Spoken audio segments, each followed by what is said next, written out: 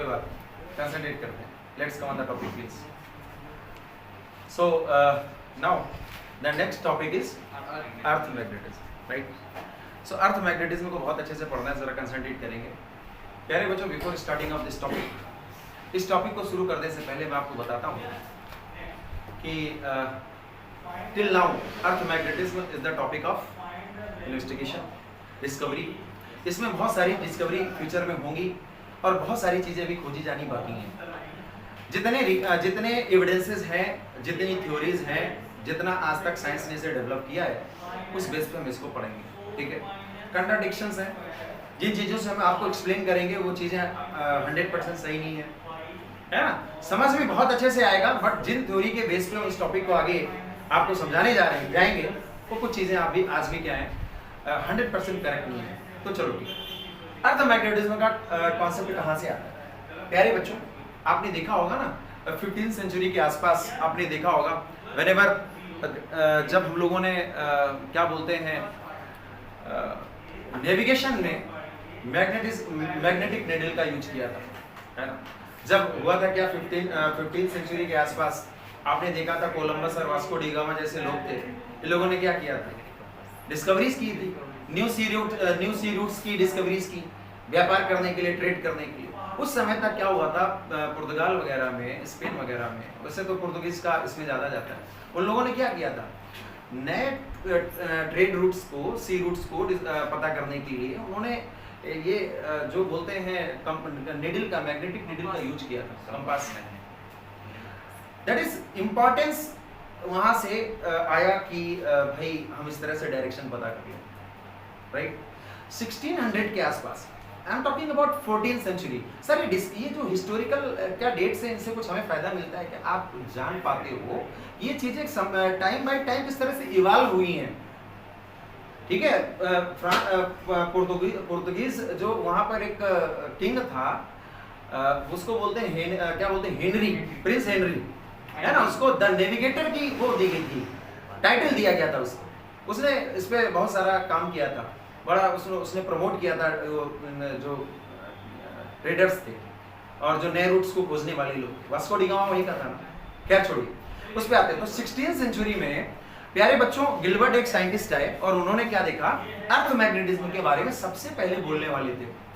अर्थ magnetism के बारे में जिन्होंने बोला सबसे पहले वो गिलबर्ट, ठीक है। तो चीजें कहां से आई प्यारे बच्चों, कैसे पता चला? अगर मैं कहता हूं कि our earth behaves as a magnet, हमारी earth as a magnet behave करती है। आज अगर सुमित सर कह दें कि our earth behaves as a magnet, तो भाई आप मुझसे क्वेश्चन करेंगे, sir how I believe this, मैं कैसे मानूं कि our earth behaves as a magnet. हम कैसे मानेंगे कि हमारी अर्थ मैग्नेट की तरह बिहेव करती है? Then I have to give evidences, right. So finally मैं आपसे बोलता हूं कि our earth behaves as a magnet, हमारी अर्थ मैग्नेट की तरह बिहेव करती है। और अगर अर्थ हमारी मैग्नेट की तरह बिहेव करती है तो भाई उसका मैग्नेटिक फील्ड होगा, उस मैग्नेटिक फील्ड की बहुत सारी प्रॉपर्टीज होंगी। और अर्थ मैग्नेट की तरह बिहेव करती है, अर्थ का अपना खुद का मैग्नेटिक फील्ड होता है, और उसमें बहुत सारे टर्म्स हैं। इस पूरे टॉपिक में हम इन सभी चीजों को डिटेल से पढ़ने। तो first of all our earth behaves as a magnet, then what are the evidences, उसके एविडेंसेस क्या प्रमाण हैं। आप ऐसे ही बोल देंगे तो मान लेंगे क्या भाई? नहीं, ऐसे तो नहीं मानने वाले। आपने कह दिया कि अर्थ मैग्नेट की तरह बिहेव करती, मैं नहीं मानता सर, मुझे एविडेंस चाहिए। तो एविडेंस क्या है? Whenever any bar magnet suspended freely, किसी भी बार मैग्नेट को फ्रीली सस्पेंड कर देते हैं। बार मैग्नेट क्या होता है? रॉड शेप का जो मैग्नेट होता है, उसको आप फ्रीली सस्पेंड कर दीजिए, then it always rests in north south direction, हमेशा नॉर्थ साउथ डायरेक्शन में ही रुकता है। पहला एविडेंस यही है। क्यों भाई? मैंने एक दिन आपको समझाया था कि ये मैग्नेट है और मैं इस तरह से फ्रीली सस्पेंड कर दे रहा हूँ, इसको रोटेट कर दे रहा हूँ, तो रैंडमली किसी भी डायरेक्शन में रुकना चाहिए था, बट ये हमेशा नॉर्थ साउथ डायरेक्शन में रुकता है। ऐसा क्यों? अरे भाई, इसका मतलब there is a force acting on it, इस पर कोई फोर्स काम कर रहा है और वो हर कंडीशन में बार बार उसको उसी डायरेक्शन में अलाइन कर देता है। प्यारे बच्चों, इस मैग्नेट पे कौन सा फोर्स काम कर सकता है? Magnetic force. और मैग्नेटिक फोर्स अप्लाई कौन करेगा? Magnetic field. दैट इज, मैंने तो यहाँ पे सर कोई आसपास मैग्नेट ही मैंने प्लेस नहीं किया और ये बार बार ऐसे आ जा रहा है, इसका मतलब यहाँ कोई मैग्नेटिक फील्ड है हिडन मैग्नेटिक फील्ड है जो मुझे नजर नहीं आ रहा है। तो भाई वो किसकी वजह से हो सकता है? मैं कहां पर हूं? मैं अर्थ में हूं, तो अर्थ की वजह से हो सकता है। दैट इज, यहां से पता चलता है कि our earth behaves as a magnet and it's has its own magnetic field. इसका खुद का कोई मैग्नेटिक फील्ड है। तो पहला एविडेंस क्या है? आपसे पूछता है, अगर आपसे कोई पूछे what are the evidences that our earth behaves as a magnet, तो पहला एविडेंस ये, whenever a wire magnet is suspended freely then it always rest in north south direction. दूसरा क्या है प्यारे बच्चों, किसी बार मैग्नेट को अगर हम अर्थ के अंदर, जमीन के अंदर नॉर्थ साउथ डायरेक्शन को फेस करते हुए कुछ समय के लिए बरीड कर दें, गाड़ दें, तो after some time it behaves as a magnet. इसमें मैग्नेटिक प्रॉपर्टी डेवलप हो जाती है, मैग्नेट की तरह बिहेव करती है। सो ये कुछ एविडेंसेस हैं जिनसे हमें पता चला कि आवर अर्थ हमें किस तरह बिहेव करती है, मैग्नेट। तो एविडेंसेस मिल गए। अब ठीक है, किसी ने बताया कि सर हमारी अर्थ मैग्नेट की तरह बिहेव करती है। भाई साहब क्या है, क्यों बात कर रहे हो? इतना अच्छा सा टॉपिक चल रहा है, इतना अच्छा सा इवॉल्व होके मैं क्लास ले रहा हूँ, I am not doing the same thing. Don't क्या क्या पूछ रहे हैं, बोलो। बरीड का मतलब सॉफ्ट आयरन रॉड को कंसिडर प्लीज। दूसरा पॉइंट मैंने क्या बताया था, फिर से देख लें। पहला पॉइंट था एविडेंस में किसी बार मैग्नेट को फ्रीली सस्पेंड करते हैं, नॉर्थ साउथ डायरेक्शन में हमेशा रुकता है। और दूसरा पॉइंट ये, किसी सॉफ्ट आयरन रॉड को जमीन के अंदर बरीड कर दें, गाड़ दें नॉर्थ साउथ डायरेक्शन को फेस करते हुए, तो आफ्टर सम टाइम्स में मैग्नेटिक प्रॉपर्टी डेवलप हो जाती है। भाई ऐसा क्यों हुआ? Soft iron rod is a ferromagnetic material. आगे की क्लासेस में पढ़ेंगे फेरोमैग्नेटिक मटेरियल का मतलब क्या होता है। और इस फेरोमैग्नेटिक मटेरियल में मैग्नेटिज्म आ गया, तो क्यों आ गया, कहां से आ गया? जब किसी सॉफ्ट आयरन रॉड को मैग्नेटिक फील्ड में रखते थे तो उसमें मैग्नेटिक प्रॉपर्टी आती है, और इसको तो जमीन के अंदर गाड़ दिया था तो ये मैग्नेट बन गया। इसका मतलब जमीन के अंदर जब हमने गाड़ा था तो ये कहां पर रखा हुआ है एक्चुअल में? मैग्नेटिक फील्ड के अंदर, तभी इसमें क्या आ गई, मैग्नेटिक प्रॉपर्टी आ गई। इन ये दो चीजें हैं जहां से हमें पता चल रहा है कि our earth behaves as a magnet, और उसका खुद का एक मैग्नेटिक फील्ड है। बात समझ में आई? ये दोनों एविडेंस समझ में आए। सीधे से बाहर मैग्नेट को हैंग करते हमेशा नॉर्थ साउथ डायरेक्शन में रुकना, कभी ऐसे नहीं हो सकती। हमेशा एक मैग्नेटिक फोर्स उसको अलाइन करता है नॉर्थ साउथ डायरेक्शन में। जमीन के अंदर सॉफ्ट आयरन रॉड गाड़ दी, वो एज अ मैग्नेट बिहेव कर रही है, उसमें मैग्नेटिक फील्ड डेवलप हो गया। क्यों? Because of it is placed in magnetic field and that is the magnetic field of the अर्थ। ठीक है ना बच्चों? ठीक है, अर्थ मैग्नेट की तरह बिहेव कर रही थी, एविडेंसेस भी हो गए। अब बहुत सारे लोग क्या करेंगे, अरे ये आया कैसे, ये मैग्नेटिज्म कैसे आ गया, ये हमारी अर्थ मैग्नेट की तरह बिहेव कैसे कर रही है? ठीक है, how our earth behaves as a magnet. So there are lot of theories, बहुत सारी ऐसी थ्योरीज हैं जिनमें पहली theory, there is the first theory of Gilbert. किसकी थ्योरी भाई? Theory of Gilbert. और थ्योरी जो गिलबर्ट ने थ्योरी दी 1600 में, यानी आप देख सकते हैं कि जब हम लोगों ने कंपास नीडल वगैरह, हम जब मैग्नेट का यूज अपने डेली लाइफ में करने लगे थे, है ना, लोडेस्टर्न का यूज करने लगे थे, जो हमें ब्लैक रॉक्स मिली थी, मैग्नेटाइट मिला था, है ना, उसका यूज करने लगे थे, तो गिलबर्ट ने थ्योरी दी। इसके बाद सबसे इंपॉर्टेंट और सबसे ट्रस्टेड थ्योरी हमारी डायनामो थ्योरी। क्या है हमारे पास? Dynamo theory. Dynamo theory that is very trusted theory, और हमारे पास कुछ थ्योरीज और हमको भी देखना है। ठीक है, तो गिलबर्ट की थ्योरी को मैं थोड़ा टाइम लेके बताता हूँ, डायनामो की थ्योरी को पहले बताता हूँ, बिकॉज ऑफ गिलबर्ट की थ्योरी के अकॉर्डिंग ही पूरे मैग्नेटिज्म को एक्सप्लेन करना है। गिलबर्ट की थ्योरी के अकॉर्डिंग ही पूरे मैग्नेटिक टॉपिक को, अर्थ मैग्नेटिज्म को एक्सप्लेन करेंगे। और still this theory is not 100% correct. बहुत सारी ये थ्योरी करेक्ट भी नहीं है, लेकिन पढ़ना इसी के अकॉर्डिंग है। बिफोर दिस डायनामो सबसे ट्रस्टेड थ्योरी है, बट डायनामो थ्योरी के अकॉर्डिंग हम मैग्नेटिज्म को एक्सप्लेन नहीं करते, बट ओरिजिन ऑफ मैग्नेटिज्म कैसे वगैरह पढ़ते। तो डायनामो थ्योरी क्या है भाई, थोड़ा समझते हैं बच्चों। जितनी भी सेलेस्टियल बॉडीज हैं, सेलेस्टियल बॉडीज का मतलब स्टार्स, प्लैनेट्स, तो जितनी भी सेलेस्टियल बॉडीज हैं उनमें मैग्नेटिज्म का ओरिजिन डायनामो थ्योरी के अकॉर्डिंग ही दिया जाता है। Nowadays it is a very trusted theory, right. So क्या है डायनामो थ्योरी? तो प्यारे बच्चों, आप जानते हो, थोड़ा आप लोगों ने जियोग्राफिकली पढ़ा होगा, ये इट इज अर्थ। तो अर्थ में हमारी पास क्या होती है, कुछ लेयर्स हैं, है ना। तो बच्चों ठीक है, हाँ ठीक है, उन्होंने क्रस्ट मेंटल कोर कह दिया, सेंटर में कोर होती है, उसको मेंटल बोलते हैं, TLE। तो और यहाँ पे मेरे पास क्या आ गया, क्रस्ट CRUST। तो बच्चों यहाँ पर हम लोग थोड़ा समझते हैं, आपने पढ़ा होगा जियोग्राफी में, ये क्या होता है सियाल, और यहाँ पे क्या होता है सीमा, और यहाँ पे क्या होता है, ठीक है, निफे। ठीक है, ये कुछ पढ़ा है हम लोगों ने। सियाल मतलब अपर, जो हमारी क्रस्ट है ना, क्रस्ट में जो जो एलिमेंट्स है मेजोरिटी में, बहुत ऐसा नहीं कि सिलिकॉन और एल्युमिनियम होगा इसके अलावा कुछ होंगे नहीं, बाकी बहुत सारे हैं, बट जो हमारी क्रस्ट है उसमें एलिमेंट्स की क्या होगी, मेजोरिटी हो सकती। सिलिकॉन और मैग्नीशियम, सीमा बोलते हैं, सीमा तो एमएम आप समझ लीजिएगा, है ना, वो मैग्नीशियम। और यहाँ पर मेरे पास क्या है, निफे, दैट इज निकिल और फेरस। बच्चों निकिल और फेरस क्या होते हैं, these are the ferromagnetic materials. क्या होती है बच्चों, जियोग्राफिकली आप अच्छे से जानते हो, मुझे जियोग्राफी नहीं पढ़ानी, अर्थ की डिफरेंट लेयर्स के बारे में मुझे जानकारी नहीं देनी, बट लोअर क्लासेस में आप लोगों ने चीजें पढ़ रखी है ना। तो जब आपने लोअर क्लासेस में पढ़ रखी है तो आप यह भी जानते हो कि अर्थ में अंदर में जाता हूं तो टेम्परेचर राइज करता है, बहुत ज्यादा होता है। बच्चों इन जो पर्टिकुलर लेयर्स है इनको भी हम दो पार्ट्स में डिवाइड करते हैं। कोर को मैं अगर इनर कोर और आउटर कोर में लेता हूं, ये मेरी इनर कोर हो गई और ये मेरी क्या हो गई, आउटर कोर। थोड़ा एक्स करके जो मैं दिखा रहा हूं ये आउटर कोर है, समझ रहे हैं ना। तो आउटर कोर में जो मेरे पास मटेरियल है वो मेरे पास मॉल्टन स्टेट में है, और जो यहां पर है वो सॉलिड है या सेमी सॉलिड आप कह सकते हो। दैट इज जो कोर है वहां पर अब क्योंकि ग्रेविटी का यदि क्या कह सकते हैं, इस पूरे मटेरियल का प्रेशर बहुत ज्यादा है, due to high pressure it is dense, that is it is in solid, है ना। और आउटर कोर जिसे मैंने बोला, यानी कोर का आउटर पार्ट जो है वो हमारे पास क्या फ्लूइड स्टेट में, वहां पे थोड़ा प्रेशर क्या होता है, रिलीज होता है। बहुत ध्यान से सीखना प्यारे बच्चों। कोर का टेम्परेचर लगभग होता है 6000 डिग्री सेंटीग्रेड, और आउटर कोर का टेम्परेचर मान लेता हूं 4400 डिग्री सेंटीग्रेड के आसपास से 5000 के आसपास होता है। प्यारे बच्चे होगा क्या, थोड़ा समझना। डायनामो थ्योरी में दो वर्ड्स बहुत इंपॉर्टेंट आते हैं, एक आता है प्यारे बच्चों कन्वेक्टिव करंट्स। क्या आता है, ठीक है, कन्वेक्टिव करंट्स या कन्वेक्शनल करंट, कन्वेक्टिव करंट्स, ठीक है।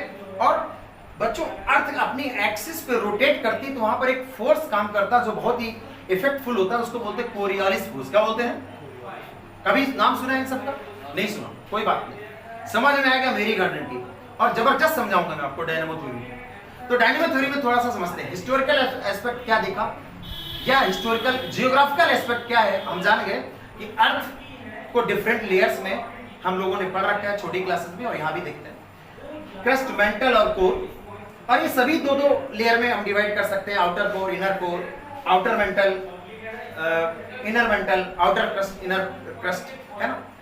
Geographically it is also mentioned कि जो क्रस्ट है वो सियाल, ये सीमा, और यहाँ पर हमारे पास कितना हो गया, निफे, निकल और फेरस, यानी कोर में फेरोमैग्नेटिक मटेरियल्स ज्यादा अमाउंट में। और मैंने ये भी बताया कि कोर को अगर दो पार्ट में बांटते हैं तो ये सेंटर कोर जो हो गई, इनर कोर, ये सॉलिड है, और आउटर कोर क्या है, मॉल्टेन स्टेट में।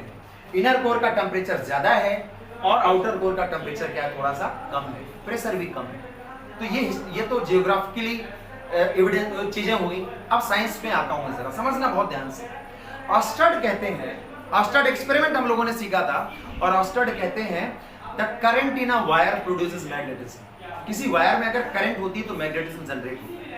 ऑस्टर्ड ने कहा था कि कोई चार्ज अगर यूनिफॉर्मली मूव करता है तो मैग्नेटिज्म जनरेट करता है। आप भी सीख लीजिए इस बात को, if there is a charge moving uniformly, अगर कोई चार्ज यूनिफॉर्मली मूव कर रहा है तो उसके चारों ओर मैग्नेटिज्म जनरेट हो जाएगा। आप जरा ध्यान से देखना प्यारे बच्चों, आप ये बताओ, अर्थ के अंदर ये मॉल्टेन स्टेट में मटेरियल है, यहाँ पर सॉलिड स्टेट में मटेरियल है अंदर, और मॉल्टेन स्टेट में क्या है, फेरस है, आयरन है, निकिल है, और बच्चों टेम्परेचर कितना है, 4400 डिग्री सेंटीग्रेड। यार बेटा किसी भी एलिमेंट को इतना हीट कर दोगे ना वो आयोनाइज स्टेट में आ जाएगा। अरे भाई किसी एटम को आप एनर्जी प्रोवाइड कराते हो तो एटम से क्या होंगे, इलेक्ट्रॉन्स रिलीज हो जाएंगे, समझ रहे हैं ना, समझ रहे हैं ना, वो आयनिक स्टेट में आ जाएगा। दैट इज यहाँ पे जो मटेरियल है ना उसमें आयंस प्रेजेंट है, और किसके आयंस, फेरोमैग्नेटिक मटेरियल्स के आयंस प्रेजेंट है, समझना ध्यान से। That is charge particle present है, और अगर ये चार्ज पार्टिकल ऑस्टर्ड कहते हैं यूनिफॉर्म वेलोसिटी से मूव कर जाएगा तो क्या जनरेट कर देगा, मैग्नेटिज्म जनरेट कर देगा। अब ये कैसे मोशन में आते हैं जरा समझते हैं, ये बात क्लियर हो गई ना। ऑस्टर्ड क्या कहते हैं, ऑस्टर्ड क्या कहते हैं, the charge in uniform motion produces magnetism. तो भाई यहाँ पर तो चार्ज पार्टिकल है मॉल्टेन मटेरियल में, हाई टेम्परेचर पे, सब आयनिक स्टेट में है, लेकिन मोशन कौन सी हो रही है वो समझना है, जरा समझना ध्यान से। बेटा भगोना है, और भगोने में आपने दूध उबालने के लिए रख दिया, भगोने में आपने पानी को बॉयल करने के लिए रख दिया, वाटर को, तो क्या होता है, व्हाट विल हैपन देयर? नीचे से जब हम हीट एनर्जी देते हैं तो उस हीट एनर्जी को लेकर जो वाटर के मॉलिक्यूल्स हैं जो गर्म हो जाते हैं, एनर्जी लेकर वो राइज अप ऊपर की ओर जाते हैं, और जो ठंडे हैं वो जो मॉलिक्यूल्स अपनी जगह को छोड़ते हैं उनकी जगह लेने के लिए ठंडे वाले आ जाते हैं, वो फिर एनर्जी लेते हैं, वो भी ऊपर आएंगे, फिर जो बाकी ठंडे, that is what will happen there. क्या होता है, नीचे से गर्म पार्टिकल एनर्जी लेकर ऊपर आते हैं और जो एनर्जी जिनके पास नहीं वो एनर्जी लेने के लिए नीचे जाते हैं। यानी मॉलिक्यूल्स पूरे लिक्विड में क्या होता है, एनर्जी का ट्रांसफर होता है by the motion of the molecules, और इस तरह से जो मूवमेंट ऑफ मॉलिक्यूल्स हुआ है इसको क्या बोलते हैं हम लोग, कन्वेक्टिव करंट्स। क्या बोलते हैं, कन्वेक्शन सीखा है आप लोगों ने, transfer of heat bye conduction, convection and radiation सीखा है ना छोटी क्लासेस में। कंडक्शन मतलब समझते हो, वो यहाँ पे टॉपिक एक्सप्लेन नहीं करूंगा, तो कन्वेक्शन का मतलब समझ गए, तो समझना बहुत ध्यान से बच्चों। इस कोर में ना, कोर में रेडियो एक्टिव सब्सटेंस भी बहुत हाई अमाउंट में होते हैं, और कोर का टेम्परेचर बेटा कितना होता है, 6000 डिग्री सेंटीग्रेड, बहुत ज्यादा टेम्परेचर है अंदर, रेडियो एक्टिव सब्सटेंस भी बहुत है।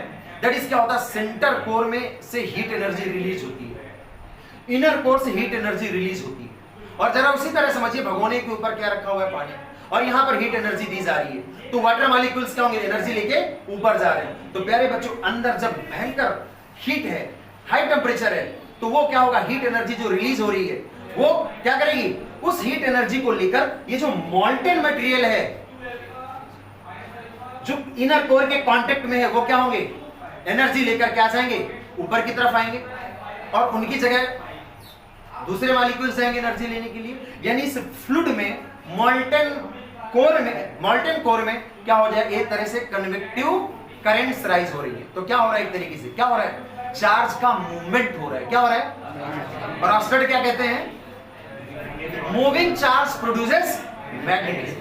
तो एक तो कन्वेक्टिव करंट्स की वजह से मोशन हो रही है चार्ज पार्टिकल की, और दूसरा क्या हो रहा है प्यारे बच्चों, earth rotates about its own axis as well as orbital motion भी परफॉर्म करती है। एक्सल मोशन तो करती है अबाउट द एक्सिस, और दैट इज दो तरह की मोशन हो गई, रोटेशन एंड रिवोल्यूशन, पढ़ा होगा, समझ रहे हैं ना। तो इस रोटेशन और रिवोल्यूशन की वजह से भी क्या होता है हमारे पास, अरे भाई मैं बर्तन में कुछ ले लूं लिक्विड और उसको मैं घुमाऊं, तो बर्तन के साथ क्या हो रहा है, वो लिक्विड भी तो घूम रहा है, दैट इज चार्ज भी तो घूमेगा, that is moving charge produces magnetism. That is motion कौन कौन सी हो रही है, अर्थ के रोटेशन की वजह से, रिवोल्यूशन की वजह से, कोरियोलिस इफेक्ट लगता है। दैट इज कोरियोलिस इफेक्ट, मतलब वो जो चार्ज है, जो चार्ज पार्टिकल है, जो आयंस हैं, वो भी मूव करने के लिए क्या हो जाते हैं, उनपे एक फोर्स अप्लाई हुआ, वो भी मोशन में आएंगे। कन्वेक्टिव करंट की वजह से भी चार्ज की मोशन हो रही है, और इस तरह से चार्ज हमारा क्या आ जाता है मोशन पे, और मूविंग चार्ज क्या करता है, मैग्नेटिज्म प्रोड्यूस करता है। समझ में आया ना? तो इस थ्योरी को क्या बोलते हैं, dynamo theory, and it is very interesting theory. That is earth की मोशन, उसका रोटेशन, उसका रिवोल्यूशन, कोरियोलिस इफेक्ट के द्वारा चार्ज को मूव करने के लिए क्या करता है, फोर्स करता है। कन्वेक्टिव करंट की वजह, Coriolis force, it is a type of force which is acting on a charged particle due to the rotation of the earth। Earth rotate करती है, तो अर्थ, अच्छा समझो, अर्थ रोटेट करती, तो क्या अर्थ के साथ वो जो मॉल्टेन मटेरियल वो रोटेट नहीं करेगा, क्लियर। सो और कन्वेक्टिव करंट की वजह से भी क्या होगा, वो चार्ज पार्टिकल हमारा मूव करता है, और ये पूरी जो मोशन हो रही है कन्वेक्टिव करंट की वजह से, अर्थ की रोटेशन की वजह से, और दोनों फैक्टर्स की वजह से हमारे चार्ज पार्टिकल क्या करते हैं, मोशन में आते हैं, और मूविंग चार्ज क्या करता है, मैग्नेटिज्म को जनरेट करता है। And that was the theory of dynamo theory of the origin of the magnetism. Earth का मैग्नेटिज्म, अर्थ मैग्नेटिज्म किस तरह से जनरेट होता है, डायनामो थ्योरी के अकॉर्डिंग इस तरह से। ठीक, इसको पास करो वीडियो को, जरा इसको लिखो। My dear students, I was explaining about, क्या पढ़ रहे थे हम लोग, theories regarding origin of earth magnetism, right. Earth magnetism को एक्सप्लेन करने के लिए हाउ द अर्थ मैग्नेटिज्म के एग्जिस्टेंस, कहाँ से आया, कैसे आया, है ना। तो देयर आर वेरियस थ्योरीज, उसमें कुछ बहुत अच्छी थ्योरीज हैं और कुछ हम लोग ऐसे ही पढ़ते हैं, अपने टॉपिक को ऐसे एक्सप्लेन करेंगे, है ना। So one of the theory which was already explained by me, that was dynamo theory, है ना। It is very interesting theory. So ये हो चुकी है। नाउ नेक्स्ट थ्योरी क्या है, जरा समझते हैं। तो my dear students, next theory क्या कहती है, how the earth magnetism is generated according to this theory. अगली थ्योरी क्या कहती है, प्यारे बच्चों, there is atmosphere around the earth. Earth के अराउंड क्या है? एटमॉस्फेयर. और एटमॉस्फेयर क्या है? It is a gaseous envelope. क्या है? एक गैसियस एनवेलप है. वहां गैस मॉलिक्यूल्स हैं. और हम जानते हैं कि during the rotation of the earth about its axis, revolution या रोटेशन में क्या होता है, वो एटमॉस्फेयर में क्या होता है? रोटेट करता है. ठीक है माय डियर स्टूडेंट्स, टेम्परेचर की वजह से, टेम्परेचर ग्रेडियंट की वजह से, है ना, at some places temperature high होगा, एट सम प्लेसेस टेम्परेचर क्या होगा? लो होगा, है ना. तो जो एटमॉस्फेरिक एयर है, एटमॉस्फेयर में जो एयर है उसका मूवमेंट होता है one place to another place. If we assume that atmosphere is made up of different layers, अगर हम ये मान के चलें, और है भी, एटमॉस्फेयर में बहुत सारी लेयर्स होती हैं, वो अब लोगों ने वहाँ पे पढ़ा साइंस में, उसको आगे किसी टॉपिक में पढ़ेंगे. बट हमारी जो एटमॉस्फेयर, उसमें जो गैसियस एनवेलप है, जो गैस है, उसमें डिफरेंट लेयर्स हैं. और जब ये मूवमेंट होता है, टेम्परेचर डिफरेंस की वजह से हो, अर्थ की रोटेशन की वजह से हो, या कोई और फैक्टर रिस्पॉन्सिबल हो, तो क्या होगा? अर्थ की डिफरेंट लेयर्स आपस में क्या करती हैं? मूवमेंट करती हैं.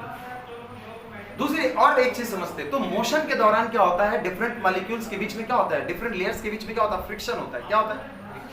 और फ्रिक्शन से एनर्जी जनरेट होती है in such a way the gaseous molecules become ionised. Gaseous molecule क्या हो जाते हैं? आयोनाइज हो जाते हैं. एक दूसरा भी मैं समझता हूं, हम लोग सीखेंगे ट्रोपोस्फीयर, स्ट्रेटोस्फीयर, है ना, मेसोस्फीयर, आयनोस्फीयर. सो एक हायर उसमें आती है हमारे पास आयनोस्फीयर, ये भी सीखेंगे हम लोग. एटमॉस्फेयर को डिफरेंट लेयर्स में हम लोग कैटेगराइज करते हैं, और अलग अलग लेयर्स की कुछ प्रॉपर्टी होती है, स्पेसिफिक प्रॉपर्टीज होती है ना? वो अलग एक टॉपिक है, वहां पे पढ़ेंगे. तो उसमें सबसे अपर लेयर में हमारे पास एक आता है रीजन, जहां पे बोलते हैं ionosphere. Ions are present there, ठीक है, और उसको हम लोग ई लेयर और एफ लेयर करके वो सब बोलते हैं आगे. वो मॉडर्न फिजिक्स में आपको टॉपिक पढ़ाऊंगा. यार बच्चों, हाउ इट इज पॉसिबल? बच्चों, हमारे पास सन से बहुत तरह का रेडिएशन आता है, कॉस्मिक रेडिएशन होता है ना. जो रेडिएशन की वजह से भी क्या होता है, वो जो हमारे पास लेयर है, upper most layer of the atmosphere, उसमें क्या होता है, जो गैस होती है, वो गैस के मॉलिक्यूल्स क्या हो जाते हैं? आयोनाइज हो जाते हैं. आप ये बताओ यार, गैस के मॉलिक्यूल्स आयोनाइज हो गए हैं, और आयोनाइजेशन के लिए there are various factor responsible for the ionization. मैंने उनमें एक बताया कि कॉस्मिक रेज की वजह से डिफरेंट टाइप्स का रेडिएशन आता है अर्थ से, उसकी वजह से. सबसे अपर मोस्ट लेयर में आयनोस्फीयर नाम की एक लेयर भी होती है, जहां पर आयंस प्रेजेंट होते हैं. और मैं कहता हूं कि when during the movement of the अर्थ या टेम्परेचर ग्रेडियंट की वजह से डिफरेंट लेयर्स भी आपस में क्या करती हैं? एयर की मूव करती रहती हैं. उनमें फ्रिक्शन होता है, तो फ्रिक्शन की वजह से भी आयंस जनरेट हो जाते हैं. That is in atmosphere ions are present. In simple terms, atmosphere में क्या होता है? हमारे अर्थ की डिफरेंट लेयर्स में सबसे टॉपमोस्ट लेयर में देखेंगे तो पूरा वो आयनोस्फीयर कहते हैं उसको. आयंस प्रेजेंट है, और वो आयंस क्या कर रहे हैं? मोशन में है. क्या है वो? मोशन में. और हम जानते हैं अकॉर्डिंग टू वास्टर्ड क्या कहते हैं कि moving charge produces magnetism. Moving charge magnetism generate करता है, और वो जो आयंस प्रेजेंट है एटमॉस्फेयर में, वो क्या है? Continuous in motion. That is वो मोशन में है, और उस तरह से वो चार्ज पार्टिकल क्या कर रहा है? मैग्नेटिज्म को जनरेट कर रहा है. बिफोर जस्ट दिस थ्योरी, इस थ्योरी के जस्ट पहले हम लोगों ने देखा था, वहां भी देखा था, that is moving charge produces magnetism. Moving charge is ultimately responsible for the origin of the magnetism. लेकिन वो जो चार्ज मटेरियल था, वो कहां था? इनसाइड द अर्थ. कहां था वो? एक थ्योरी कहती है कि अंदर कोर में, इनर कोर में जो मॉल्टन मटेरियल है, उसमें जो चार्ज पार्टिकल है, वो मूवमेंट, वो मोशन कर रहा है. इस तरह से अर्थ का मैग्नेटिज्म जनरेट हो रहा है. दूसरी थ्योरी कहती है कि भाई एटमॉस्फेयर में हमारे पास आयंस प्रेजेंट है, और आयंस कैसे आए, कहां से आए? वो डिफरेंट रीजंस हैं. आयनोस्फीयर पूरा प्रेजेंट है, outer most layer of the earth atmosphere. Cosmic radiation की वजह से, फ्रिक्शन की वजह से वो आयंस जनरेट हो गए, और वो आयंस जनरेट हो गए तो मोशन में भी है, और मोशन में है तो क्या करते हैं? ऑस्टर्ड क्या कहते हैं कि moving charge produces magnetism. That is this theory is also provide explanation for the origin of the earth magnetism. ठीक है, तो इस थ्योरी के की तरह भी हम समझ सकते हैं, है ना. 2-4 लाइन इसमें भी लिखेंगे हम लोग, ठीक है. But still it is not also 100% correct theory. क्यों? अरे भाई, इतना ज्यादा वैसे तो अर्थ मैग्नेटिज्म बहुत ज्यादा स्ट्रांग भी नहीं है ना. सो कुछ लोग मानते हैं और कुछ लोग नहीं मानते, है ना. डायनामो थ्योरी हमारी काफी ट्रस्टेड है. नेक्स्ट थ्योरी हम लोग किसकी पढ़ेंगे? गिलबर्ट की, है ना. इसको पॉज करिए वीडियो को, 2-3 लाइन इसको लिखिए. My dear students, Gilbert theory Gilbert theory of origin of earth magnetism, ठीक है, Gilbert theory of origin of earth magnetism. My dear students, dynamo theory, then after हम लोगों ने एक थ्योरी और डिस्कस करी है ना, that is ions present in atmosphere are responsible for the origin of the earth magnetism. और now next is Gilbert theory. Concentrate करेंगे please, Akshay please concentrate here भाई, कंसंट्रेट करो। That was given by the Gilbert, है ना। Gilbert ही एक ऐसे scientist थे जिन्होंने पहली बार origin of magnetism, earth magnetism के बारे में उन्होंने स्टडी करा। तो गिलबर्ट क्या कहते हैं, और इनका जो स्टेटमेंट है ना भाई, वो यार कुछ इस तरह से है कि वो पच नहीं रहा है, वो मतलब हजम नहीं होता, है ना। According to this theory the earth behaves as a magnet, earth magnet की तरह बिहेव करती है, because of there is a large magnet, giant magnet, है ना, इनसाइड द अर्थ। ये क्या कहते हैं भाई, कौन, है ना, कौन क्या कहते हैं प्यारे बच्चों, जियोग्राफिकली हम लोग जानते हैं कि ये जो हमारी जियोग्राफिकल एक्सिस है, जो कि north geographic and south geographic से पास करती है, साउथ जियोग्राफिक से पास करती है ना। The straight line, the axis, है ना, which is passing through the north geographic pole and south geographic pole, it is known as the geographical axis. तो हम जानते हैं कि आवर अर्थ रोटेट्स, वो वर्टिकल से क्या होती है, हमारी अर्थ क्या होती है 23.5 डिग्री क्या है, टिल्ट है। तो वो जियोग्राफी का कॉन्सेप्ट है। अगर मैं यहाँ पे इस तरह से बना देता हूँ तो जो जियोग्राफी वाले बैकग्राउंड के बच्चे हैं जिन्होंने हाई स्कूल 9th में पढ़ रखा है, वो एकदम ऐसे मोरल आउटरेज में नहीं आएंगे, परेशानी करो ओ इट्स नॉट, तो ऐसा नहीं सोचेंगे ना, एक समझना है हमको बात को, जियोग्राफी का एस्पेक्ट हम लोग बात करें। तो गिलबर्ट क्या कहते हैं, अकॉर्डिंग टू गिलबर्ट, है ना, गिलबर्ट थ्योरी क्या कहती है regarding origin of earth magnetism. Gilbert कहते हैं there is a giant magnet inside the earth, earth के अंदर एक बहुत बड़ा बार मैग्नेट गड़ा हुआ है। तो हाउ, ये क्या मतलब टेस्टेड है क्या, हम ये विश्वास नहीं कर पा रहे हैं, विश्वास नहीं कर पा रहे हैं प्यारे बच्चों, है ना। चलो ठीक है, इनकी बातों का विश्वास ना भी करें, इनकी बातों का साथ रहिए प्लीज, इनकी बातों का विश्वास ना भी करें, लेकिन अब करना तो है, साथ रहिए प्लीज बच्चों, बहुत अच्छे से सुनिए इसको, मजा आएगा आपको, देखिए और सुनिएगा ध्यान से थोड़ा सा, है ना।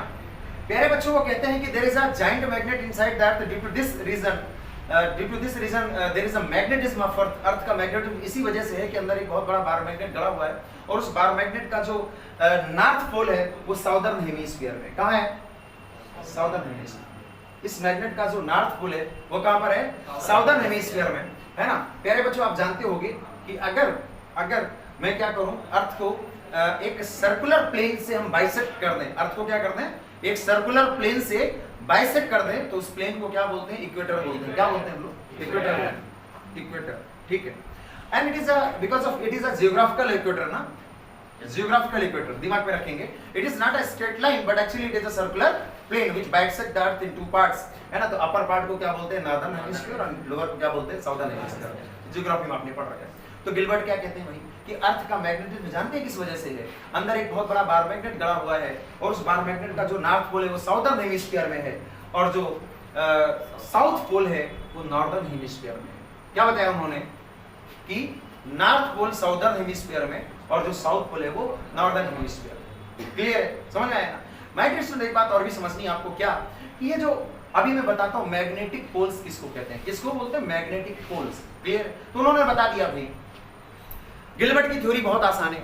अकॉर्डिंग टू गिलबर्ट थ्योरी, है ना, explaining the origin of earth magnetism, वो कहते हैं कि भाई there is a giant large bar magnet inside the earth, and due to this reason there is a earth magnetism. और उसका जो नॉर्थ पोल है इस बड़े मैग्नेट का जो अंदर गड़ा हुआ उसका साउदर्न हेमिस्फीयर में, और नॉर्थ पोल है वो नॉर्थ पोल है साउदर्न हेमिस्फीयर में, और जो साउथ पोल है वो नॉर्दर्न हेमिस्फीयर। ठीक है ना। अब इस रीजन पे आप अगर भी मैप में देखो जाके, तो इस रीजन को देखेंगे तो इस रीजन में क्या मिलता है आपको पता है, ये हमारे पास यहाँ पे क्या मिलता है आपको बच्चों, यूरोप और ये नॉर्थ अमेरिका के कंटिनेंट में यहाँ पर आपको मिलेगा कुछ ग्रीनलैंड टाइप का रीजन है, और ये हमारे पास रीजन क्या होता है, अंटार्कटिका का होता है। ठीक है, तो ये तो याद रखिएगा थोड़ा सा। एक्चुअल में मैं भी बताता हूँ नॉर्थ और साउथ पोल क्या होते हैं। तो ये जो मैग्नेटिक पोल्स है ना बच्चों, विद द टाइम अपनी लोकेशन को चेंज कर रहे हैं। तो अभी करंट स्टडी, अगर करंट अपडेट लेना है तो कभी गूगल सर्च कर लीजिएगा कि करंट अभी करंट में क्या है, बट थोड़ा बहुत वेरिएशन होता है ना, सालों साल थोड़ा बहुत वेरिएशन होता है, बट वो हमें उस परेशान होने की जरूरत नहीं है, ठीक है। चलो हो गया। अब ये थ्योरी क्या ट्रस्टेबल है? इट इज नॉट ट्रस्टेबल, ये विश्वास के लायक भी नहीं है यार। अंदर एक बारोमैग्नेट कैसे हो सकता है? There is a high temperature inside the earth. Earth के अंदर बहुत, अभी ये थ्योरी हम क्यों नहीं मान सकते? इस थ्योरी को हम गलत क्यों कह रहे हैं? गलत बच्चों इसलिए है कि अर्थ के अंदर there is a huge temperature, और उस टेम्परेचर में एक सॉलिड मटेरियल एग्जिस्ट करना, लोडेड स्टोन, एक सॉलिड मैग्नेट एग्जिस्ट करना पॉसिबल नहीं है, वो मॉल्टेन स्टेट में आ जाए। चलो खैर, अर्थ के डिफरेंट लेयर्स में सॉलिड और मॉल्टेन ये सब है, बट ये पूरा सॉलिड कैसे बना हुआ है? It is a question mark. Now next, प्यारे बच्चों, कोई भी मैग्नेट होता है विद राइज ऑफ टेम्परेचर, उसका मैग्नेटिज्म क्या होता है? पर्टिकुलर टेम्परेचर डिसअपियर हो जाता है, and that particular temperature is known as the Curie temperature. Ferromagnetic property paramagnetic property में कन्वर्ट हो जाती है, दैट इज मैग्नेट का मैग्नेटिज्म क्या होता है? डिस्ट्रॉय होता है, उस टेम्परेचर को हम लोग क्यूरी टेम्परेचर कहते हैं। यानी अगर मैग्नेट को हीट अप किया जाए, गर्म किया जाए, सर्टेन टेम्परेचर पे उसका मैग्नेटिज्म डिसअपियर होने लगता है। अरे भाई साहब, अर्थ के अंदर इतना ज्यादा टेम्परेचर है, तो क्या ये जो मैग्नेट है जो गड़ा हुआ है जमीन के अंदर गिलबर्ट जी के अकॉर्डिंग, तो क्या उसका मैग्नेटिज्म डिसअपियर नहीं हुआ? ये क्वेश्चन मार्क। उन्होंने नहीं बताया भाई साहब, ऐसा है। मैंने बोला ना अपनी थ्योरी दी है, गिलबर्ट ने कहा हमने थ्योरी दे दी है, तो मानिए अर्थ का मैग्नेटिज्म इस तरह से है कुछ, तो मान लेते हैं, गिलबर्ट की थ्योरी पढ़ लेते हैं। और एक अच्छी बात आप समझ लीजिए इस थ्योरी की क्या है, कि अर्थ के मैग्नेटिज्म का एक्सप्लेनेशन भी आज तक हम गिलबर्ट की थ्योरी के अकॉर्डिंग ही देते हैं, और 100% उस तरह से बिहेवियर भी शो करता है अर्थ का मैग्नेटिज्म। हवा भाई बातें नहीं है। अगर हम ये मान के चले कि अर्थ के अंदर एक बहुत बड़ा बारोमैग्नेट गड़ा हुआ है, तो अर्थ मैग्नेटिज्म को बहुत आसानी से समझ सकते हैं, और पूरा अर्थ मैग्नेटिज्म एक्सप्लेन होता है। बट ये थ्योरी 100% क्लियर है, इस बात पे क्वेश्चन मार्क्स। और क्वेश्चन मार्क कैसे हैं? वो दो पॉइंट्स हमने बोले कि how it is in solid state, how its magnetism remains stable, कैसे बना हुआ इसका मैग्नेटिज्म। सो दिस, तो there is a question mark in this theory, but explain भी हम इसी के अकॉर्डिंग करेंगे। तो ठीक है भाई, गिलबर्ट की थ्योरी में दो एक पॉइंट लिखेंगे और कुछ टॉपिक पढ़ेंगे, अभी बाद में लिखाता हूं मैं, अभी थोड़ी कुछ चीजें समझनी है, ठीक है। सो आपने देखा भाई, ये हमारे पास अर्थ है, और अर्थ के अंदर एक बहुत बड़ा बारोमैग्नेट है जिसका north pole southern hemisphere, south pole northern hemisphere. प्यारे बच्चों, ये जो मैग्नेट अंदर गड़ा हुआ है ना, इसके साउथ और नॉर्थ पोल को जोड़ने वाली जो स्ट्रेट लाइन है, इसको बोलते हैं मैग्नेटिक एक्सिस। क्या बोलते हैं? क्या बोलते हैं इसको?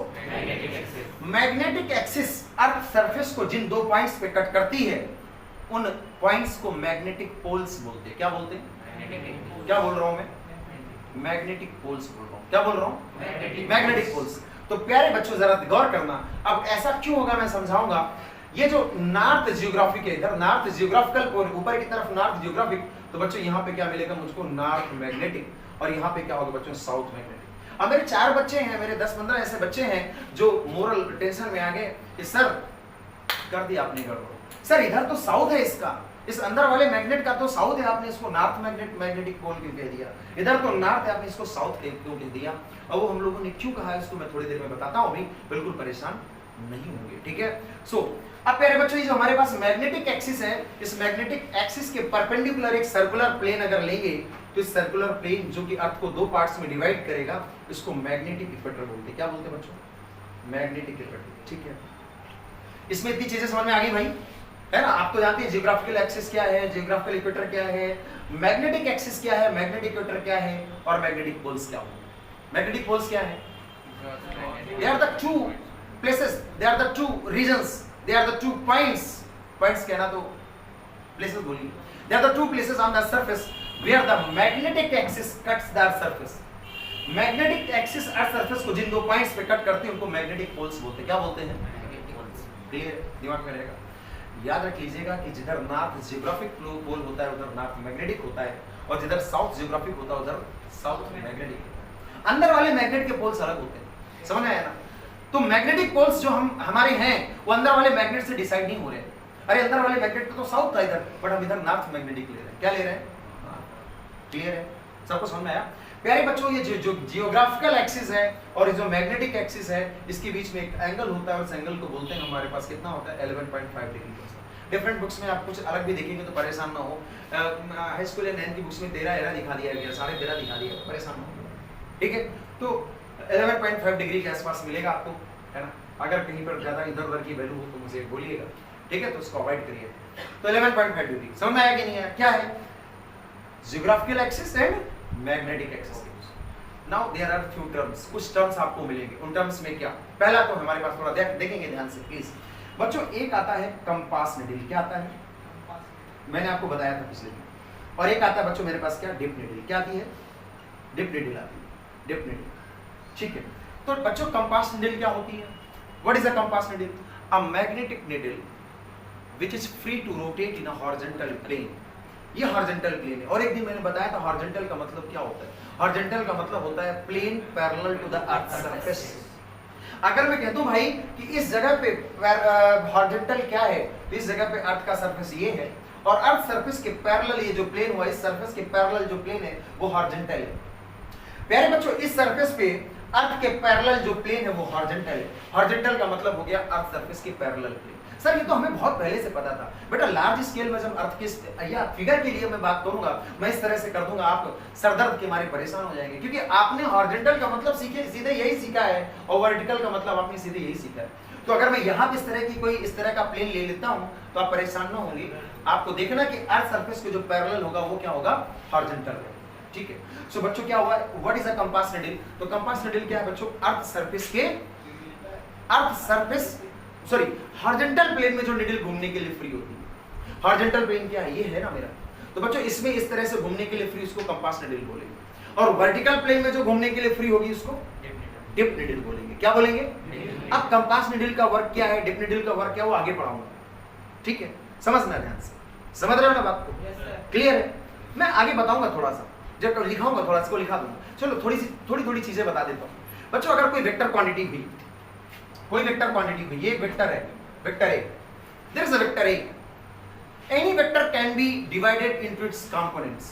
किसी वेक्टर को हम इसके कंपोनेंट्स में डिवाइड कर सकते हैं। एक वेक्टर को हम तोड़ के दो पार्ट्स में कर सकते हैं। सो प्यारे बच्चों इस वेक्टर को मैं दो पार्ट्स में कर रहा हूं, एक हॉरिजॉन्टल और एक वर्टिकल, है ना, 90 डिग्री पे। तो ये मेरे पास ax हो गया और ये ay हो गया, ठीक है ना। x में i कैप लगा देता हूं, यहाँ पे मैं j कैप लगा दूं, ठीक है।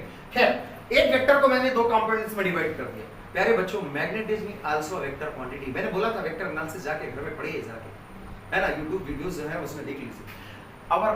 our earth behaves as a magnet and it have its own magnetic field, it has its own magnetic field। तो अर्थ का जो मैग्नेटिक फील्ड है, मैग्नेटिक फील्ड कोई भी हो है तो वेक्टर क्वांटिटी है। तो बेटा जब मैग्नेटिक फील्ड को हम B से रिप्रेजेंट करते हैं, मैग्नेटिक फील्ड को हम B से रिप्रेजेंट करते हैं प्यारे बच्चों, तो अर्थ के मैग्नेटिक फील्ड को क्या कह देंगे, BE। क्या बोल देंगे इसको, BE, अर्थ का magnetic field. E for earth, earth का मैग्नेटिक फील्ड। और यार अर्थ का जो मैग्नेटिक फील्ड होगा ना भाई, वेक्टर क्वांटिटी है, उसके दो पार्ट्स किए जा सकते हैं, दो कंपोनेंट किए जा सकते हैं। तो जो हॉरिजॉन्टल कंपोनेंट होगा, जो वर्टिकल कंपोनेंट होगा, हॉरिजॉन्टल कंपोनेंट को हम BH कहेंगे, हॉरिजॉन्टल कंपोनेंट, और वर्टिकल को V कहेंगे, ठीक है।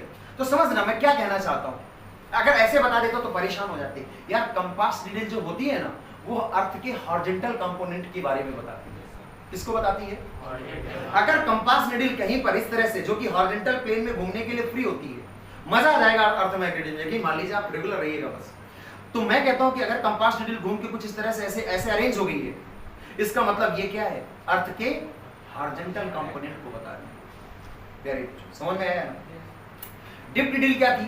A needle which is free to rotate in a vertical plane, जो कि वर्टिकल प्लेन में घूमने के लिए फ्री है। प्यारे बच्चों ये जो मार्कर्स मैंने ले रखे हैं, इनको आप निडल समझिएगा, और जो ये कैप वाला एंड है उसको आप क्या मानिएगा, नॉर्थ पोल। क्या मानिएगा? नॉर्थ पोल, ठीक है। तो चलो मेरे पास क्या है, डिप निडल है, a needle which is free to rotate in a vertical plane. तो ये डिप निडल हुई। और बच्चों डिप निडल क्या हुई, इस बार इस तरह से अरेंज हो गई, इस रीजन पे, यहाँ पे इस तरह से अरेंज हो गई, राइट। तो प्यारे बच्चों हम ये जब डिप निडल कुछ इस तरह से हो गई, तो देखा हम लोगों ने हॉरिजॉन्टल के साथ इसका एक एंगल बन रहा है ना।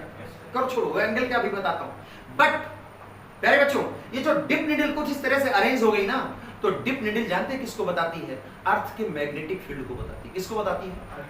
और अर्थ का मैग्नेटिक फील्ड क्या था बच्चों? BE। क्या था? डोंट नोट, प्लीज नोट नहीं करना किसी को, सब कुछ लिखाऊंगा मैं। तो डिप निडल क्या बताती है? अर्थ के मैग्नेटिक फील्ड, यानी BE को बताती है। और कंपास निडल किसको बताती है? BH को बताती है। इस BE के अर्थ के मैग्नेटिक फील्ड के हॉरिजॉन्टल कंपोनेंट को बताती है। सुना है कि नहीं है?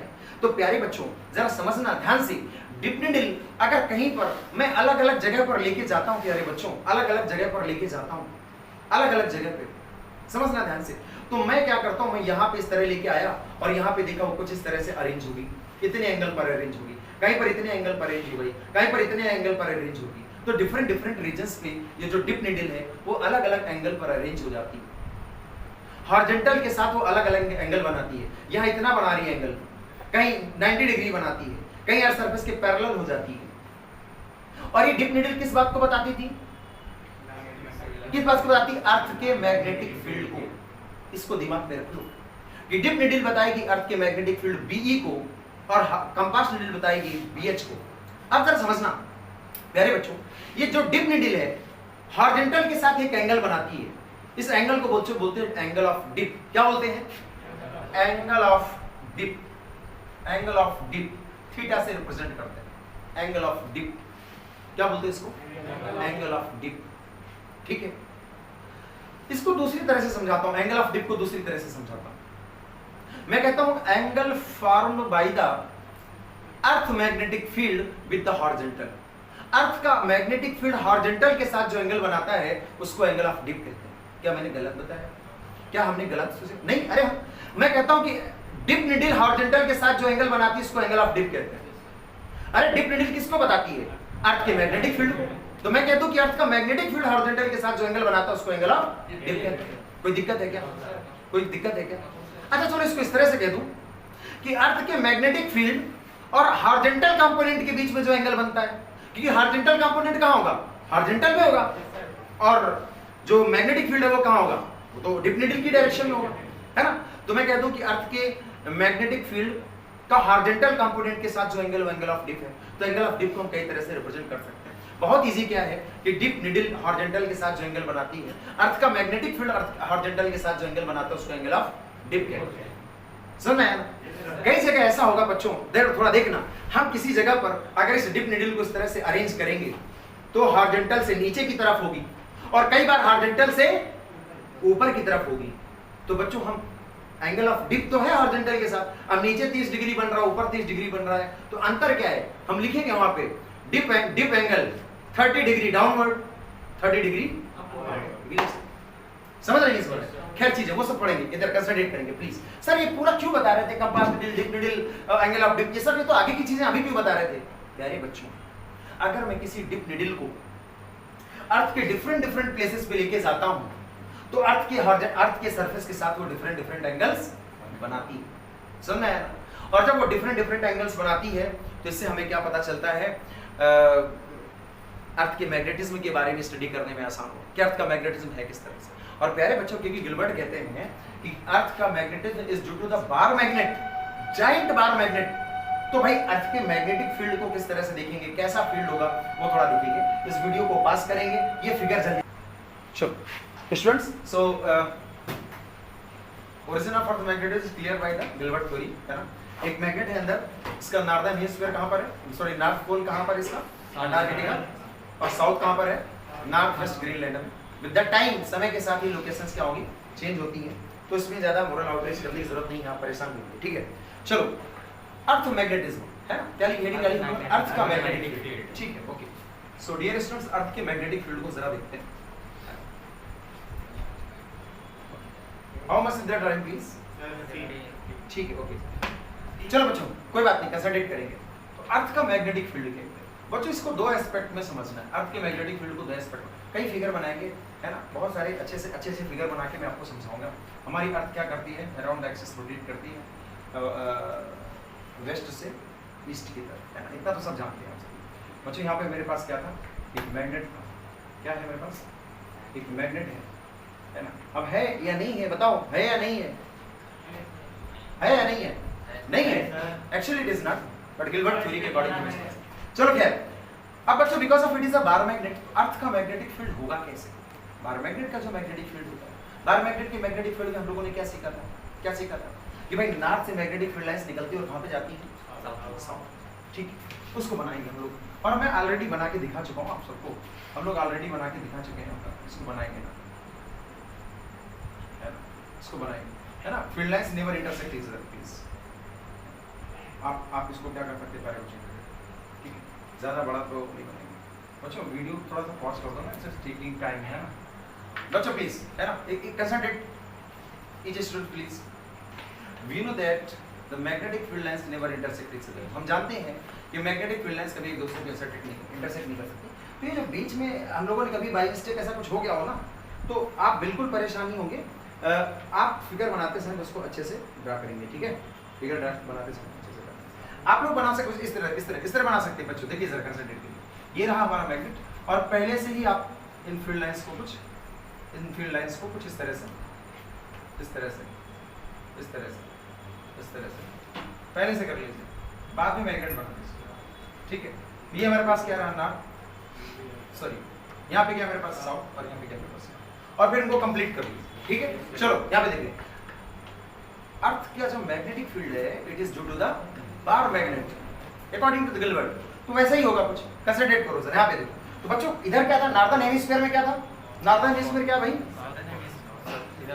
सॉरी साउदर्न हेमिस्फीयर में क्या मेरे बच्चों, नॉर्थ पोल। सो नॉर्थ से मैग्नेटिक फील्ड लाइंस क्या हो रही है बच्चों, इमर्ज होती है। कंसंट्रेट करो प्लीज, नॉर्थ से इमर्ज होती और इंटर कहां पे करेंगी, देखिए इधर देखिए जरा, कंसंट्रेट करिए, ये हमारी अर्थ, ये हमारा अर्थ सरफेस है, ठीक है? आप थोड़ा ध्यान करके बनाएंगे इसको, ये हमारे पास नॉर्थ और ये हमारे पास नॉर्थ, और इंटर कहां पे करेंगे भाई, साउथ पोल में इंटर करती हैं। और क्या होता है साथ में, फिर से वो नॉर्थ में पहुंचती है ना, क्लोज कर्व बनाती है, आप लोगों ने देखा था क्लोज कर्व बनाती है, ठीक है? चलो तो ये हमारे पास क्या है, इधर south, here is the south and here is the north. मैं थोड़ा बाहर कर लेता हूं ताकि आपको बाहर समझ, इधर साउथ, ठीक है? फील्ड लाइंस को इंटरसेक्ट नहीं करेंगे, अच्छे से बनाने इसको, ठीक है? तो this is the magnetic, please concentrate here, थोड़ा रुकिए आप। अगर आपसे पूछता है कि अर्थ का मैग्नेटिक फील्ड कैसा है, how is the earth magnetism, तो अर्थ का ओवरऑल, बच्चों कंसंट्रेट करेंगे, अर्थ का ओवरऑल मैग्नेटिक फील्ड अगर हम देखते हैं तो it is not uniform. Why? Because of here the field lines are closer, so here is strong. Here the field lines are away, that is weak. फिर closer, फिर strong. मतलब overall earth के magnetic field की बात करोगे तो ये not uniform है, ये यूनिफॉर्म नहीं है। But at a particular region की बात करेंगे हम, किसी पर्टिकुलर रीजन की बात करें, सपोज दैट मैं बात कर रहा हूं अपने कानपुर की, अपना कानपुर का, अपना फतेहपुर भाई। सो मैं अगर इस रीजन की बात करता हूं, मैं यहाँ पे हूँ उस पर्टिकुलर रीजन पे, यहाँ पे हूं मैं, तो मैं अगर यहाँ पे हूं प्यारे बच्चों, तो आप देख सकते हो एक पर्टिकुलर रीजन, ये दोनों फील्ड लाइंस आपस में क्या है, सिमिलर टू द पैरेलल, लगभग पैरेलल, नियर अबाउट पैरेलल है। और we know that where the field lines are parallel then the field is uniform. यानी अर्थ के मैग्नेटिज्म को, अर्थ के मैग्नेटिक फील्ड को दो एस्पेक्ट में सीखेंगे। किसी पर्टिकुलर रीजन की बात कर रहे होंगे तो वहां पर इसे यूनिफॉर्म ट्रीट करेंगे, और ओवरऑल अर्थ के मैग्नेटिज्म की बात कर रहे होंगे तो इसे नॉन यूनिफॉर्म ट्रीट करेंगे। क्लियर हो गया? फिगर बनाइए जल्दी, वीडियो पॉज करें, वीडियो पॉज करें, एक दूसरा फिगर देखेंगे जरा प्लीज। तो स्टूडेंट्स प्लीज कंसंट्रेट हियर ना, बिफोर सम टाइम, थोड़ी देर पहले मैंने आपको बताया था, क्या बताया था भाई आप लोगों को, मैंने आप लोगों को ये बताया कि dip needle represents the earth magnetic field. Dip needle किसको रिप्रेजेंट करता है? ठीक प्यारे बच्चों, ये जो बोर्ड में है, ये क्या अर्थ का मैग्नेटिक फील्ड है ना? अगर मैं कहीं इस जगह पर होता तो जो डिप नीडल होती मेरी किस तरह से अरेंज होती? डिप नीडल मेरी कुछ इस तरह से अरेंज हो जाती, नहीं होती है। अगर मैं इस जगह पे होता और यहाँ पे डिप नीडल लेके जाता, अरे कोई होगा जो गया होगा। अरे जब सर्वे होते हैं, जब कोई चीज हम पता करते हैं, साइंटिफिक एविडेंसेस या कुछ निकालना होता है, हमें कुछ किन्हीं चीजों को पता करना होता है, तो हम करते हैं, लार्ज स्केल में करते हैं। आप देखते होंगे यूएसए वगैरह की जो वो हमारे पास लेबोरेटरीज हैं, वो कहाँ पर है पता? अंटार्कटिका वगैरह में पहुंच के वो कर रहे हैं बहुत सारे सालों साल अपना वहाँ लगे रहते हैं, करते हैं। तो बहुत मेहनत करते हैं हम सब लोग, कुछ हमारा जो साइंस फील्ड है ना, वो बहुत मेहनत कर रहा है चीजों को पता लगाने।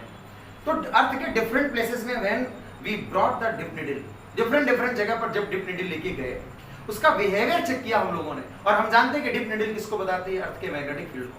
तो वैसे ही अरेंज होगी जैसे वहां पर अर्थ का मैग्नेटिक फील्ड है। तो प्यारे बच्चों, यहाँ पर डिप नीडल कैसे आएगी?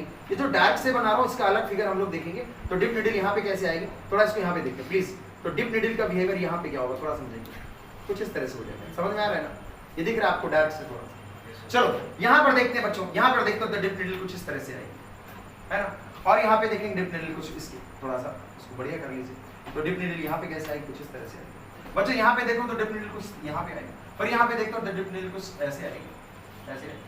चलो यहाँ पे देखते हैं और आगे देखो बच्चों क्या हुआ। बच्चों क्या हुआ जरा देखिए बच्चों, ये हमें पता चल गया कि डिप नीडल अर्थ के डिफरेंट प्लेसेस पे डिफरेंट डिफरेंट एंगल बनाती है विद द हॉरिजॉन्टल। हॉरिजॉन्टल के साथ अर्थ की जो हॉरिजॉन्टल के साथ जो डिप नीडल है डिफरेंट प्लेसेस पे डिफरेंट एंगल बनाती है। प्यारे बच्चों, जब हम पोल्स की बात करते हैं, पोल्स की, तो पोल्स पे डिप नीडल कैसे है? परपेंडिकुलर, अर्थ सरफेस के perpendicular. You can see here please, earth का सरफेस और ये अर्थ सरफेस के परपेंडिकुलर। बेटा जब मैं इक्वेटर पे जाता हूं तो क्या हुआ?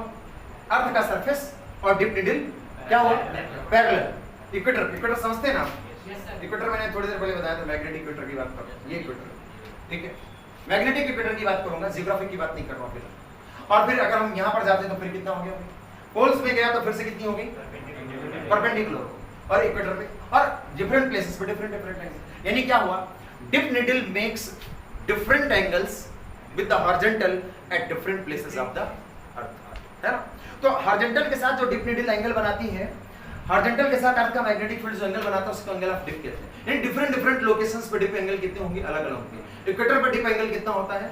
0, और पोल्स पे कितना होता है? 90। पोल्स पे कितना होगा? 90। हॉरिजॉन्टल के साथ जो एंगल होता है, समझ रहे हैं? वीडियो को पास करो, इसका फिगर बनाते हैं जल्दी से। चलो भाई, कंसंट्रेट प्लीज।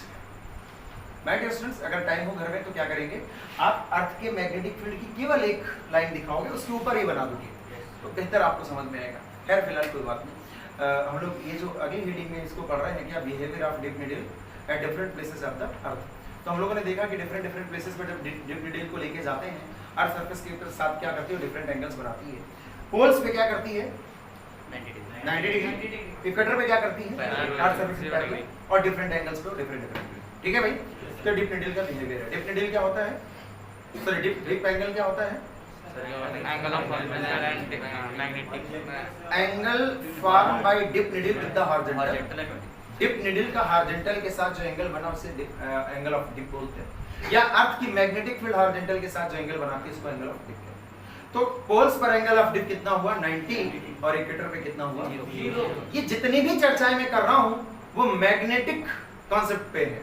यानी मैं इक्वेटर जब बोलूंगा तो मैग्नेटिक इक्वेटर है, मैं जब पोल्स बोल रहा हूं तो मैग्नेटिक पोल्स की बात होगी, समझ रहे हैं ना? तो मैग्नेटिक, ठीक है।